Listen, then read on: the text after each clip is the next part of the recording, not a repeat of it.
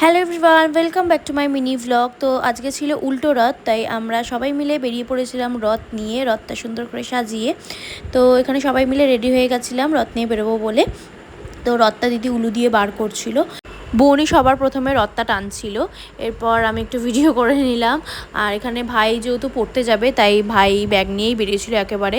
আর ভাই ছাড়া না রথ চালাতে ঠিক ভালো লাগে না, তাই কিছুক্ষণের জন্যই ভাই ছিল, তারপরে ওখান থেকে আবার বেরিয়ে গেলো পড়তে যাওয়ার জন্য। আজকে উল্টো রথে দেখলাম যে অনেকই কম রাস্তায় রথ বেরিয়েছে সোজা রথের তুলনায়। ঠিকই ছিল দেখে, বাট রথ যদি জমজমাট থাকে না, বেশ ভালো লাগে। তো আমরা যে মন্দিরে যাই সেখানেই চলে গেছিলাম, আর সেখানে গিয়ে একটু ফটো তুলে নিলাম, ভিডিও করে নিলাম।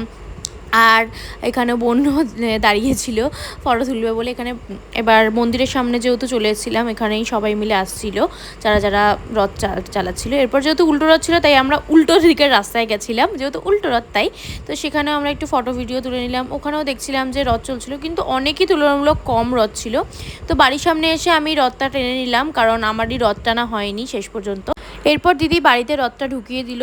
আর রথ মানেই তো হচ্ছে পাঁপড় ভাজা খাওয়া। এখানে বোনও পাঁপড় ভাজা খাচ্ছিল, সাথে কেক বিস্কিটও ছিল, সাথে আমিও কিছু খেয়ে নিলাম। তো এইভাবে আমার দিনটা কাটলো। টাটা।